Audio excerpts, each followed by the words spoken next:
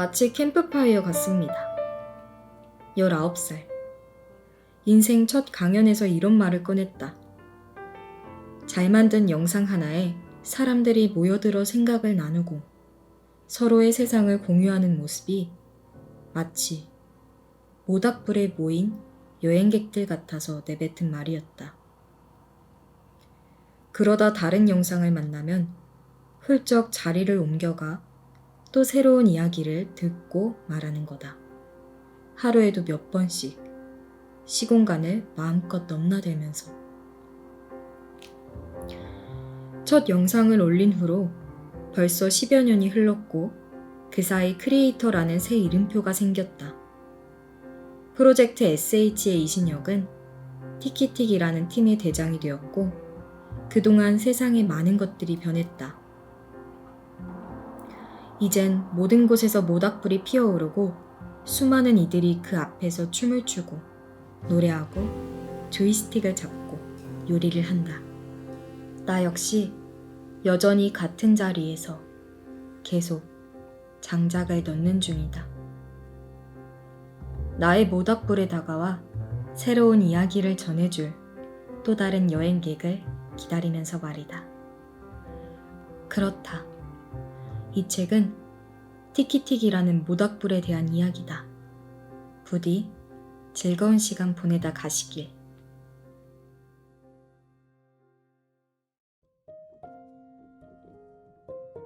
밴드가 되자.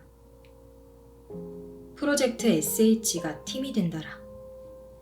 최우선 목표는 결국 양질의 초단편 영화를 꾸준히 만드는 팀이 되는 것이었지만 그것만으로는 부족했다.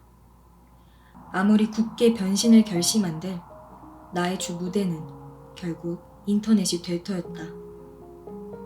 매일 쏟아지는 콘텐츠의 파도 속에서 사람들에게 잊히지 않고 단단히 제 자리를 지키는 크리에이터가 되려면 작품뿐 아니라 창작자 역시 동등한 존재임을 가질 수 있게끔 브랜딩하는 것이 중요했다.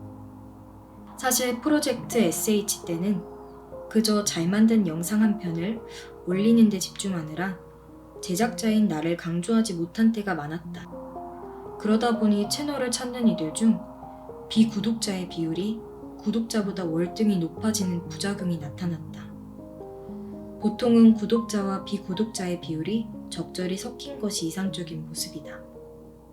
이는 크리에이터인 나의 활동을 지켜보기보다 한때 유명했던 영상을 다시 찾아보려고 온 이들이 더 많다는 의미였고, 쉽게 말하면 종종 히트는 쳤으나 단골을 만들지는 못했다는 뜻이었다. 앞으로도 오래 생명을 유지하는 크리에이터가 되려면 우선 베일에 쌓인 제작자라는 인상부터 벗어던져야 했다. 이제 와서 슬쩍 고백하지만 몇 년을 활동했는데 길을 걷다가 우연히 알아보는 사람을 10손가락 안에 꼽을 수 있다는 건 뭔가 서글픈 일이었다. 그놈의 신비주의, 이제는 정말 그만두고 싶었다. 새 출발의 주된 목적은 창작이었지만 그 안에서 선택할 수 있는 팀의 이미지는 다양했다. 먼저 상업 영상을 다루는 현장에서 자주 볼 수 있는 프로덕션식 팀을 떠올렸다. 하지만 또다시 원치 않는 신비주의가 생길 우려가 있었다. 감독의 존재감이 강한 암흑의 사단 형태도 고민했다. 그렇지만 팀원 모두가 자신의 모습을 드러내는 공동으로 운영하게 될 채널에는 적합한 그림이 아닐 것 같았다.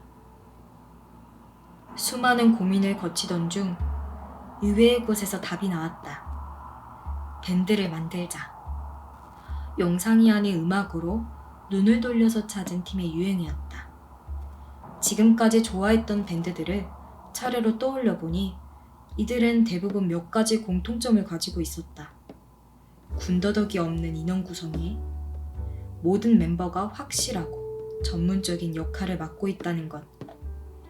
그러면서도 서로의 역할을 잘 이해하고 멤버와 그들의 노래가 모두 사랑받고 모든 구성원이 한 무대에 올라 동일한 조명을 받는다는 것.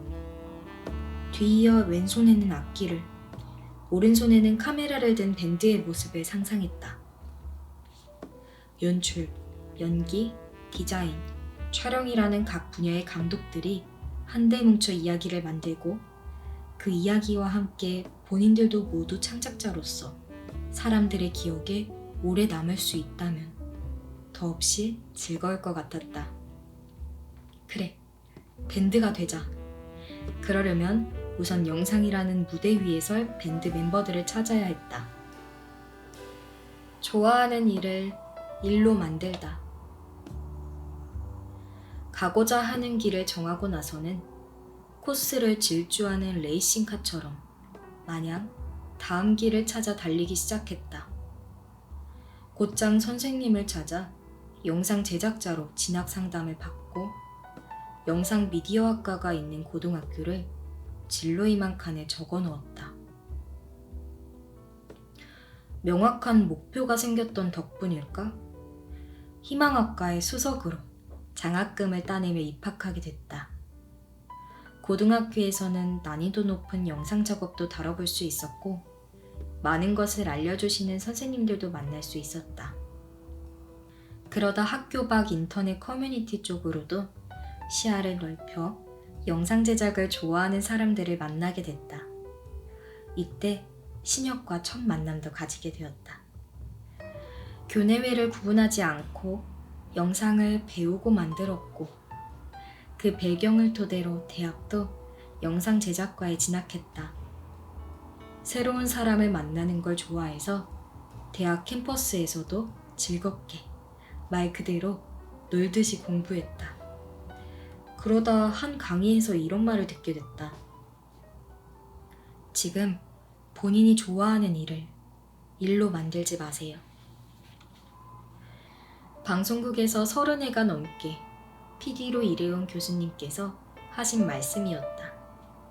그때는 이 말이 무슨 말인지 이해가 잘 가지 않았다. 내 일상은 좋아하는 영상일로 가득 차 있었으며 앞으로도 이 일을 쭉 하면서 살 수 있다는 자신이 있었기 때문이다. 그러나 얼마 지나지 않아 영상 제작 때문에 끙끙 앓아눕게 됐다. 좋아하던 일이 점수를 노리는 수업 과제가 되고 대가를 받고 타인에게 납품해야 하는 직업이 되면서 그동안 즐겁기만 했던 영상 제작이 말 그대로 하고 싶지 않은 일이 되어버린 것이다. 교수님의 말이 결국 다 맞는 것이었을까? 이 길이 정말 나의 길이 맞는 것일까? 10년에 가깝게 나의 길이라 확신하고 달려왔던 에너지는 다 어디로 가버린 것인지 깊은 무력감에 빠지기 시작했다. 그 무력감은 군복무와 겹치며 한층 깊어졌다. 다들 잘 가고 있는데 나만 왜 멈춰 있을까? 생각이 거듭되며 이걸 정말 계속해야 하는지에 대한 의문까지 들 때였다. 좋아하는 일을 즐겁게만 할 수 없는 현실에 힘들어하던 그때 신혁은 꾸준히 재밌는 이야기를 가져왔다. 동명이인들이 한자리에서 만나게 된 거야. 근데 엄청나게 많이 모여서 서로 게임도 하고 싸우기도 하고 어느 날 갑자기 인류가 연애 욕구를 다 잃어버려서 세상에 커플이 딱 한 쌍만 남은 거야. 온 세상 사람들이 주목하는 한 쌍. 자칫 황당무계해 보이는 이야기일 수 있었지만 신혁은 이것을 정말로 만들어냈다. 동명이인의 이야기는 곧 김민수들이 되었고 연애 욕구를 잃어버린 세상 속 단 한 쌍의 커플 이야기는 세계 유일의 연인으로 만들어졌다. 재밌는 이야기에서 시작된 신혁과의 작업은 잃어버린 줄 알았던 영상 제작의 즐거움을 실감하게 해주었다. 제작의 즐거움을 다시금 느끼면서 어쩌면 좋아하는 걸 일로 만들지 말라는 교수님의 말씀은 내가 좋아하는 것을 스스로 일로 만들지 말라는 의미가 아닐까 생각했다. 1. 돈이 되는 영상은 일로써 일이라 생각되지 않는 영상은 영상으로서 재밌게 계속해 나가면 된다고 판단했다. 그저 즐겁기만 할 수 없는 업의 현실에 순응한 것이다. 그러던 중 졸업이 다가왔고 이젠 정말로 일이 되어야 할 영상 제작의 현실에 적응해야 한다고 생각하던 내게 신혁은 같이 하자고 말해주었다. 팀을 꾸릴 예정이라는 그의 말에는 힘이 담겨 있었다. 더 이상의 말을 하지 않아도 우리가 함께 팀을 이룬 그림이 그려졌다. 나는 마치 기다렸다는 듯 그와의 동행에 응했고 티키틱은 내게 막연했던 앞날을 기다리고 기대하는 앞날로 만들어줬다. 조금 독특한 일기. 티키틱을 어느 정도 알게 된 분들이라면 아마 오늘이라는 단어도 익숙할 것이라 생각한다. 티키틱의 공식 슬로건이 오늘이 무대이기 때문이다. 1주년을 기념하며 만든 노래의 이름도 오늘의 노래였고 처음 이 책을 구상할 때의 제목도 오늘의 노래로 지었다. 우리가 만들어내는 콘텐츠는 늘 누군가의 오늘과 맞닿아 있기 때문이다. 어떤 날엔 지각한 대학생이 왜 늦었는지 변명을 하는 이야기가, 또 어떤 날엔 몇 년 만에 걸려온 친구의 전화에 반가움보다 의심이 먼저 드는 이의 이야기가 올라온다. 우리가 만들어내는 작품은 매번 장르는 조금씩 다를지언정 그 시작이 누군가의 평범한 일상인 것은 변함이 없다. 그렇다고 해서 아무나의 일상을 전하려고 하지는 않는다. 이것은 팀의 연출자로서 지금까지 공을 들여 지켜왔고 앞으로도 지키고 싶은 몇 안 되는 철학 중 하나다. 우리가 전하려고 하는 것은 지금 내 삶의 반경 안에 있는 일상이다. 프로젝트 SH로 활동을 처음 시작한 고등학교 시절, 내가 만든 영상에 등장하는 인물들은 대부분 교복 차림이었다. 고등학생 이야기만 줄곧 전했다는 뜻이다. 별다른 이유는 없다. 내가 고등학생이었으니 고등학생의 이야기를 하는 게 제일 편하고 솔직하다고 느꼈다. 게다가 이제 막 첫 발을 뗀 영상 꿈나무에게는 교실 안의 모든 순간들이 실습 소재나 다름없었다. 내가 다니던 고등학교는 최대한 애둘러 말하자면 질보다 양을 강조하는 급식으로 유명했다. 가끔 넘어서는 안 될 선을 넘은 듯한 식단이 나오면 너나 할 것 없이 매점으로 달려가서 급식 대신 1,000원쯤 하는 햄버거로 끼니를 때우는 진풍경이 펼쳐졌다. 저녁 식사부터 야간 자율학습 전까지의 시간은 학교 밖으로 외출이 허용되었는데 햄버거에 만족하지 못한 몇몇 미식가들 사이에서 이 한정된 시간 내에 걸어서 다녀올 수 있는 맛집들이 공유되기도 했다. 이런 상황이다 보니 사심과 염원을 가득 담은 줄거리가 하나 나왔다. 이사장님 생신 기념으로 급식실에 7성급 호텔 요리사가 초빙된다. 상상은 자유니까. 이 줄거리를 토대로 만든 급식 전쟁이 공개되었을 때는 학교 안 친구들의 반응이 꽤 뜨거웠다. 국어 시간에 소설 박시전에 대해 배운 적이 있다. 박시전 속 세상은 현실과 달리 조선이 병자호란에서 승리한 세상이다. 급식 전쟁은 그야말로 우리에 의한, 우리를 위한 맞춤형 박시전이나 다름없지 않을까 싶다. 대학교에 입학하고 나서는 대학생의 이야기를 썼다. 이 시기엔 본격적인 크리에이터 활동을 시작한 터라 그리 성실한 학생은 되지 못했다. 다른 학우들에게 피해를 주기는 싫어서 조별과제는 매번 만점에 가까운 점수를 받았지만 개인전의 영역인 출석과 시험 점수는 지금 봐도 이런 코미디가 또 없다. 내 이야기의 페르소나가 되어주는 세진 형이 대학생 역할로 등장할 때면 항상 학점이 높지 않다는 설정이 따라붙는 것도 다 이유가 있다. 갑자기 세진 형에게 괜시리 미안해진다. 학교 근처에서 자취를 시작하면서 새벽과 참 가까워졌다. 새벽을 뜬 눈으로 맞이할 이유는 차고 넘치게 많았다. 시간 가는 줄 모르고 놀았던 날도 많지만 아무래도 편집이나 작곡을 하다가 그대로 아침 해를 본 적이 가장 많다. 새벽 1시 전에 잠들면 크리에이터가 아니다 라는 우스갯소리를 들은 적도 있으니 말이다. 그러다 보니 언젠가부터는 일이 없어도 잠이 안 오는 날이 생기기 시작했다. 잠이 오지 않을 걸 알면서 눈만 감은 채로 무작위로 떠오르는 생각들에 몸을 맡겼던 날도 있고 공과금이니 주택 청약이니 하는 현실적인 고민들이 찾아오기 시작했던 날도 있고 또 카페인이 내 몸에 정말 맞지 않는다는 사실을 인정하기까지는 연하게 마신 커피 한 잔에도 심장이 쿵쾅대서 종종 곤혹을 치르기도 했다. 이 시기의 경험을 모아 새벽 4시에 잠 안 올 때 부르는 노래라는 곡을 썼다. 우리 학교는 급식이 영 별로라고 불평하던 고등학생이 어느새 어머니가 보내주신 김치 한 통에도 며칠을 기뻐하는 20몇 살이 되었다가 지금은 또 전에 없던 마음가짐으로 하루를 걷고 있다.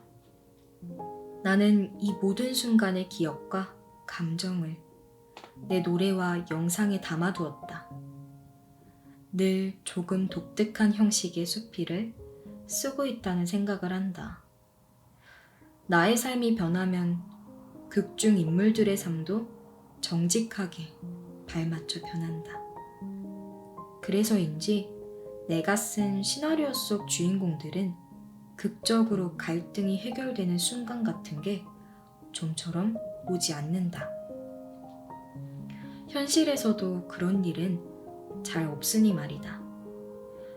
누군가는 스토리텔링의 묘미가 주인공과 함께 모험 속으로 빠져드는 것에 있다고도 말하는데 우리는 그 반대편에 있다. 우리의 이야기는 한 인물을 무대 위에 올려놓은 뒤 그가 존재하는 모습 자체를 조명하는 것에 가깝다. 마치 이런 날이 있었다 하고 적은 일기처럼 말이다. 나와 내 주변인들의 삶에서 막 건져올린 단서는 어떤 때는 한 줄의 대사가 되고 어떤 때는 크고 작은 소품이 된다. 대개는 작은 요소들이지만 결국 이런 것들이 모여 우리의 이야기에 진정성을 더한다고 생각한다. 나는 과거에 고등학생이었던 적이 있지만 지금 고등학생의 이야기를 하자면 그 주파수를 정확히 맞출 수 없을 것이라 생각한다. 대신 2020년에 27이었던 내가 느낀 감정이 무엇인지는 생생하게 이야기할 수 있다. 부끄럽지만 훗날 다시 돌아보기 위해 27의 나 자신을 기록해두자면 모든 것에 왠지 모를 묘함을 느끼는 요즘이다. 이제는 친구들의 직장생활 푸념을 들어주는 것이 더 이상 낯설지 않아서 묘하고 어느 친구가 나의 험담을 했다는 이야기를 들어도 예전만큼 화가 나지 않아서 묘하다. 아이리버 mp3가 무엇인지 모르는 후배들이 생기기 시작했다는 걸 알았을 때도 그랬고 하이스쿨잼을 업로드했던 해에 태어났다는 시청자의 댓글을 읽었을 때도 그랬다. 무엇보다 지금까지의 내 삶에 희망과 불안이 이렇게 확실하게 공존했던 적이 없었던 것 같다 그 느낌이 그렇게 복잡 미묘할 수가 없다. 이 감각이 사라지기 전에 묘한 이야기를 몇 개 더 써두고 싶다. 어찌됐든 지금 가장 잘할 수 있는 이야기를 하는 것이 나의 목표다. 롱테이크. 내 인생은 편집본, 내 삶은 원본. 주인공 세진은 자신을 제외한 주변 사람들의 인생이 마치 편집된 것 같다고 생각한다. 친구들을 보면 눈 깜빡할 사이에 살도 빼고 과제도 끝내고 뭐든지 다 이루는 것 같은데 자신만 혼자서 정직한 원본 그대로의 시간을 살아간다고 느꼈기 때문이다. 초라하게 앉아있는 세진을 놀리기라도 하듯 화려한 특수 효과를 휘감고 나타나 노래하는 친구들. 우리는 언제나 변해가지 빠르게. 세진은 그들에게 지기 싫어 이를 악물고 노력해보지만 빨리 감기 버튼을 누른 듯 정신없이 움직이는 친구들을 이기지 못하고 결국 체념한 채 자리를 뜨고 만다. 하지만 세진이 떠나가자 친구들의 얼굴에서도 웃음기가 사라지기 시작하고 텅 빈 공간에서 그들의 진짜 속마음을 이야기하는데 내밀한 속마음을 작사로 풀다. 영상을 작업하다 보면 다양한 편집 기법을 쓰게 된다. 촬영한 파일에서 NG 장면들을 드러내고 컷을 교묘하게 이어붙이고 그 위에 감성적인 색감까지 덧입히면 어느새 처음에 비해 그럴듯한 무언가가 만들어져 있다. 원본이 아무리 길고 지루해도 결국 시청자들이 마주하는 것은 말끔하게 재단된 편집본이다. 모두 앞으로 나아가는 것 같은데 저만 혼자 멈춰있는 기분이 들어요. 신영님은 그럴 때 어떻게 하시나요? SNS를 통해 종종 전해져 오는 고민이다. 이런 질문을 받을 때마다 나의 눈에 비치는 타인의 삶도 다분히 편집된 것이겠다는 생각을 한다. 우리가 인스타그램이나 유튜브에서 보는 다른 이들의 모습은 말 그대로 그들의 삶 속 하이라이트인 경우가 많으니까. 앞선 질문에 대해 글로 답변하는 대신 롱테이크를 기획했다. 이것이 더 진솔한 답변이 될 것 같단다. 멈춰있다고 느끼는 자신과 앞서가는 타인의 차이를 극명하게 보여주고 싶어서 주인공 세진은 촬영장에 버려두다시피 했고 세진을 향해 보란듯이 삶을 뽐내는 친구들의 온갖 편집 기법을 사용했다.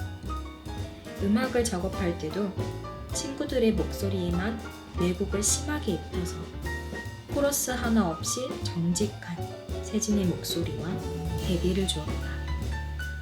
이 영상에서 전달하고자 했던 진짜 메시지는 마지막에 가사에 나타난다. 노래의 후렴구는 4명의 친구들이 번갈아 가며 한 어절씩을 부르고 사라지기를 반복하는 형식으로 구성되어 있는데 중반까지 시청자가 듣게 되는 가사는 다음과 같다. 우리는 언제나 변해가지 빠르게 한눈 팔면 언제나 앞서가니까 한 걸음 더. 하지만 세진이 경쟁에 지쳐 떠나버리고 화면 안에 친구들만 남으면 지금껏 편집으로 잘려있던 뒷구절이 비로소 드러난다. 이제 그들은 이렇게 노래한다. 우리는 언제나 변해가지 빠르게 한눈 팔면 언제나 앞서가니까 한 걸음 더. 뒷구절로 가사를 풀어냈을 때 이전까지와 상반된 분위기를 전달하기 위해 작사에 적지 않은 시간을 들였다. 친구 역으로 등장하는 크리에이터들은 모두 평소에 이 사람은 하루를 이틀처럼 사네 하고 부러워했던 이들이다. 확실히 의도적인 캐스팅이었다. 작업을 하면서 넌지시 이 이야기를 꺼냈더니 다들 오히려 나를 보며 그런 생각을 했단다. 돌이켜보니 나도 인스타그램에 올릴 셀카 한 장을 고르려고 몇십 분을 고민하는 것이 일상이더라. 어쩌면 타인의 눈에 비치는 나의 삶도 편집본으로 보이는지 모르겠다. 어차피 그리고 역시나 다른 이의 노력을 편집된 것이라 정의 내린 자의 주된 감정은 무기력일 것이라 생각했다. 잘난 이들에게 질투조차 나지 않는 더 나은 삶을 위한 시도는 해봐야 통하지도 않을 것이라는 무기력한 말이다. 촬영을 하며 키워드로 생각한 단어는 어차피와 역시나였다. 어차피 나는 못하지만 혹시 너는 실수도 대감게 할 수 있니? 역시나 할 수 있구나. 영상 후반부 술이나 게임 등으로 각종 대결을 펼치는 장면도 그 생각으로 촬영에 임했다. 어차피 이길 수도 있을 거라 생각지도 않았지만 역시나 패배할 수밖에 없구나. 패배의 원인이 편집의 여부가 아닌 바로 그 무기력한 태도였다는 것이 드러났으면 해서 삐딱한 자세로 첫 소절을 시작했다가 남들의 완벽한 모습 뒤에 감춰진 진짜 모습에는 관심도 없다는 듯 미련 없이 자리를 박차고 나왔다. 의도하긴 했지만 처음부터 끝까지 못난 모습만 보여주는 터라 내 얼굴이지만 안타까워서 롱테이크는 여러 번 보기가 힘들다. 이 영상에 공감하는 편이냐는 질문을 많이 받았는데 현실을 나는 굉장히 긍정적인 편이다. 이 영상도 어차피 해야 할 일이니까 열심히 했더니 역시나 많은 분들께 공감을 얻지 않았는가.